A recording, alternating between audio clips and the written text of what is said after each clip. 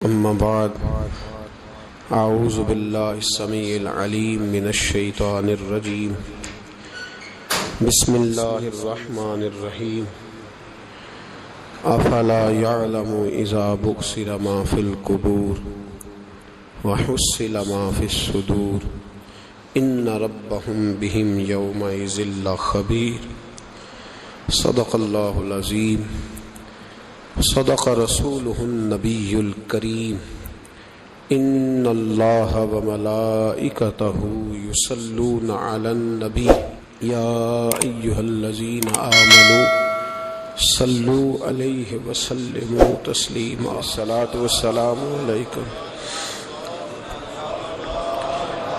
وعلى آلك وأصحابك يا سيدي يا حبيب الله اللهم صل على سيدنا ومولانا محمد معدن الجود والکرم وآلہ وصحبہ وبارک وسلم۔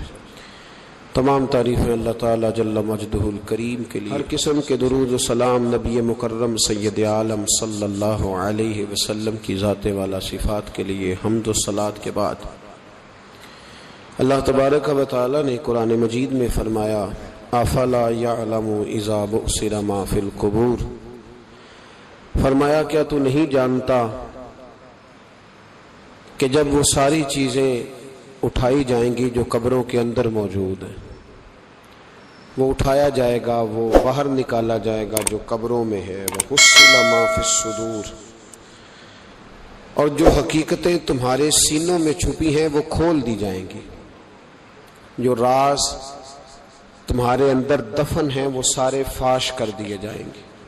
ان ربہم بہم یومئذ لخبیر، فرمایا بے شک تمہارے رب کو اس دن کی ساری خبر ہے، اسے پتہ ہے اس دن کیا ہونے والا ہے۔ انسان اپنی زندگی میں بہت سارا میک اپ کر کے رکھتا ہے،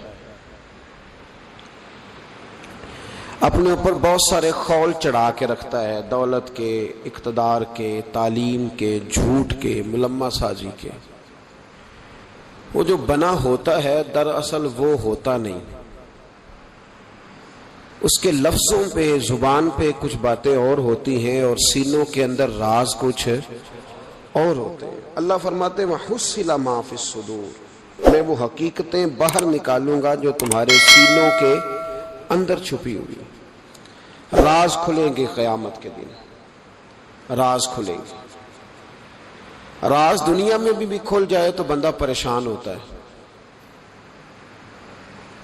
لیکن نبی پاک علیہ الصلوۃ والسلام نے اس بات پر کس قدر زور دیا، فرمایا مسلمان کی پردہ پوشی کرنا، اللہ تمہاری پردہ پوشی کرے گا، راز نہ کھولنا۔ اس کا مطلب ہے راز کھلنے کا بڑا نقصان ہوتا ہے۔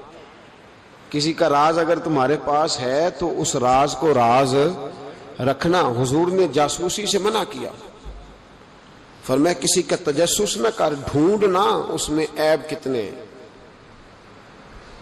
فرمایا اگر تو کسی شخص کے عیب تلاش کرے گا تو اللہ تجھے رسوا کر دے گا۔ منع فرمایا، پرہیز کرنے کا حکم دیا۔ آپ کو پتہ ہے کسی کے گھر میں جھانکنا بڑا سخت شریعت میں ممنوع ہے، آپ کسی کے گھر جھانک نہیں سکتے۔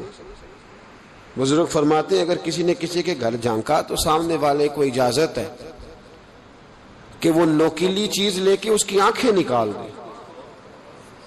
کیوں کسی کی پردہ داری، اس نے پردہ دری کرنے کی کوشش کی۔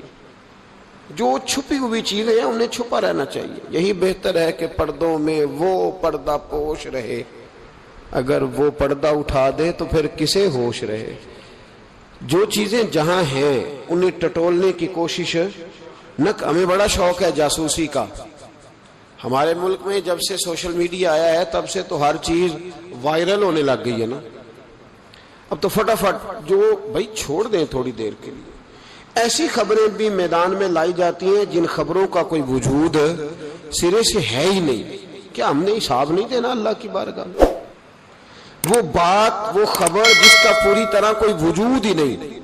میڈیا چینل بہت زیادہ ہیں، میری ان سے اپیل ہے کہ خدا را خبر کو خبر بنا کے چلائیں، جو خبر ہے ہی نہیں اس کو آپ نے کیسے خبر بنا کے چلا دی۔ آپ لوگوں کی پردہ دری نہ کریں، آپ عزتوں کے محافظ بنے. جو بات جس کی کوئی حقیقت ہی نہیں ہے اس کو اتنا مسالہ لگا کے میدان میں لانا کہ ہم ڈرتے نہیں اللہ تعالیٰ سے. بلیک میل کر کے لوگ ایک دوسرے کو وقت گزار رہے ہیں, یہ مسلمان کا طریقہ نہیں ہے. میرے عزیز, جب راز کھولتے ہیں تو نقصان ہوتا ہے, جب راز کھلتے ہیں تو نقصان ہوتا ہے. راز رکھیں. میرے نبی پاک علیہ السلام نے ایک نصیحت فرمائی ہے, ذرا غور سے آپ نے سنی ہے بات. حضور نے فرمایا اگر تم کوئی کبیرہ گناہ کر بیٹھو تو اس کا اعلان نہ کرو. پھر سمجھنا ہے بات کو آپ نے. اگر کبیرہ گناہ کرو تو اس کا اعلان. امام اعظم ابو حنیفہ رحمۃ اللہ علیہ فرمایا کرتے جس کی نماز قضا ہو جائے وہ کسی کو بتائے نہ میری قضا ہو گئی ہے. کیوں بھلا؟ اس لیے کہ لوگ کہیں گے کوئی مسئلہ نہیں, اس نے قضا کیا تو میں بھی کر لیتا ہوں. جب لوگ گناہوں کا اعلان سنتے ہیں تو گناہوں پہ دلیر ہوتے ہیں. انسانوں کو دیکھ کر انسان اثر لیتا ہے. جب آپ کسی کو کہیں گے نا کہ میں نے یہ بھی میں تو بڑا کچھ کرتا, ہمارے ہاں تو اللہ تعالیٰ معاف کرے کہ سیانے بندے بڑے فخر سے بتاتے ہیں میں یہ بھی کیا کرتا تھا, میں نے سب کچھ کر کے دیکھا ہے, بڑے پاپ کیے, سارا کچھ کیا. یہ بتانے والی بات ہے, وہ فخر والی بات ہے, شرم والی بات ہے. اور آپ دلیری سے بتا رہے ہیں. یہ تو وہ مقام تھا جہاں زبان لڑکھڑانی چاہیے تھی بات کرتے, آپ دلیری سے بتا رہے ہیں میں نے سارے رنگ دیکھے ہیں زندگی کے. یہ وہ کمال ہے. یہ تو کافر, جابر, فاسق, ظالم, لٹیرے سارے یہ کام کرتے ہیں. وہ دکھانے سنانے والی بات ہے.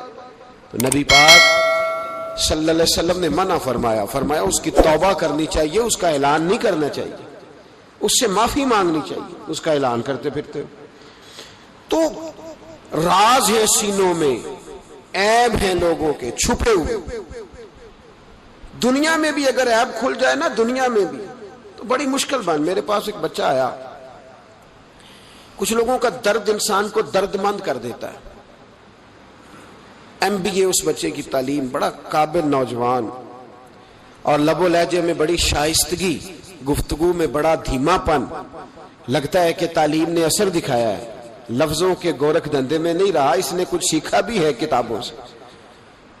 اس نے ایک مسئلہ پوچھا, کہنے لگا اگر کوئی والد ساری جائیداد اپنی بیوی کے نام کرا دے تو اولاد کے لیے کیا حکم ہے اس میں؟ تو میں نے کہا کہ وہ اللہ کو جواب دے گا, اولاد سختی تو نہیں کر سکتی, لیکن اس کو چاہیے نہ تھا ایسا کرتا, اس لیے کہ نبی پاک علیہ السلام نے فرمایا فاتقوا اللہ فاعدلوا اولادکم, اللہ سے ڈرو, اپنی اولاد میں انصاف کرو. تو میں نے اس کو کہا کہ یہ آپ نے کس طرح کا مسئلہ پوچھا ہے؟ کوئی شخص اپنی ساری جائیداد کسی کی بیوی کے نام کرا دے. تو میں نے کہا کہ جو اس کی بیوی ہوگی وہ آپ کی اماں بھی تو ہوگی نا. شائستہ نوجوان تھا, اچھا تھا, وہ میری بات کا غصہ کر گیا. کہنے لگا آپ سے تو امید نہیں تھی کہ آپ پوچھیں گے, آپ نے بھی پوچھ لیا. مجھے احساس ہوا کہ یار نہیں پوچھنا چاہیے تھا. میں نے کہا یار آپ تو بڑے ناراض ہو گئے, میں اگر آپ کو ایسی بات ہے تو معذرت کرتا ہوں. تو وہ شخص رونے لگ گیا. جب اس نے بات سنائی تو اس بیچارے کا وجود کہاں پر آتا. کہنے لگا ابا نے پچھلی عمر میں شادی کر لی ہے. تو میں نے کہا اس کو اللہ رسول اجازت دیتے ہیں. تو آپ کہنے لگا جی وہ تو بات ٹھیک ہے, پر کچھ ایسی باتیں سامنے آئی ہیں کہ جو سامنے نہیں آنی چاہیے تھی. حضرت جی میں جوان ہوں, میں 10-12 لوگوں میں اٹھتا بیٹھتا ہوں, میرے والد کی بات کھلی ہے اور پتہ نہیں کیا معاملہ تھا, پہلے بڑا کچھ نام کرا کہ اس نے نکاح کیا ہے, پر اب میں کدھر جاؤں, میرا گلی میں کھڑا ہونا مشکل ہو گیا. مجھے کوئی کہتا تو کچھ بھی نہیں, لیکن جب لوگ دیکھتے ہیں نا میری طرف, جب لوگ میری طرف دیکھتے تو مجھے احساس ہوتا ہے کہ ان کی نظروں میں سوال ہیں. مجھے لگتا ہے کہ ان کی ذہنوں میں بہت ساری باتیں چھپی ہوئی. کچھ نکاح ہوتا تو بات اور تھی, کچھ ایسی باتیں سامنے آئی ہیں جو آنی. میں نے اسے معذرت بھی کی, اسے تسلی بھی دی, اور جو میرے سے ممکن ہو سکتا تھا میں نے اس کو کہا. لیکن اس نوجوان کے جانے کے بعد اس کے رستوں کو بھی میں دیکھتا رہا تو میں سوچنے لگ گیا یار دنیا میں ہمارا راز کھل جائے تو اتنا مشکل ہو جاتا ہے, تو جب قیامت میں راز کھلے گا. دنیا میں دیکھیں نا ہمارے ہاں لوگ اگر برا جانتے بھی ہیں تو وہ اللہ ماشاءاللہ معاذ اللہ غیبت کرتے ہیں, سامنے آ کے بات یہی مزاج ہے نا معاشرے کا کہ لوگ بہت بڑا ظلم کرتے ہیں، اپنی جان پر غیبت کرتے ہیں، سامنے آ کے بات تو قیامت میں تو ہر چیز سامنے ہوگی، ہر چیز سامنے آ جائے، کھل کے بات سامنے آئی، کس نے کیا کیا، اپنے عہدے کے ساتھ جس جگہ وہ بیٹھا تھا اس منصب کے ساتھ اس نے کتنی وفا کی یہ بھی پتہ چلے گا، کتنا دھوکہ دیا یہ بھی خبر ہوگی۔ بہت سارے لوگ جعلی ڈگریاں لے کے نہیں بیٹھے ہوئے، لے لیا نا عہدہ، ان کی تنخواہ جائز ہے ان کے لیے، بولے تو یہ راز کھلے گا کہ نہیں کھلے گا قیامت میں؟ حد ہو گئی اس ملک کے اندر کہ یہ 1 درجن بندے کی بات نہیں، یہ 1.5 درجن بندہ نہیں، یہ تو کیا بتائیں۔ اور ہم دنیا میں اپنا کون سا منہ لوگوں کے سامنے کریں کہ یہ ایک لائن ہے لمبی، ڈگری جعلی، کاغذ کا ایک ٹکڑا لیا تو وہ بھی جعلی۔ میرے عزیز یاد رکھیں اور ضرور اس پر غور کریں، یہ چیزیں جب قیامت میں کھلیں گی تو مسائل پیدا کریں گی، اور اللہ کہتا ہے میں کھولوں گا، میں یہ تمہاری چیزیں، جو ٹیچر، جو ڈاکٹر، جو کلرک، جو بیوروکریٹ 2 سال کی چھٹی لے کے سیر کرنے چلا جاتا ہے اور وہاں لکھ کے دے جاتا ہے کہ میں یہ بخار چڑھا ہوا ہے، میں تو بڑا سخت بیمار ہو گیا ہوں، تو میرے اندر کا سارا نظام گڑبڑ ہو گیا، دوائی لینی ہے، ٹھیک ہے چھٹی مل گئی، قانون میں کمزوریوں کا فائدہ اٹھا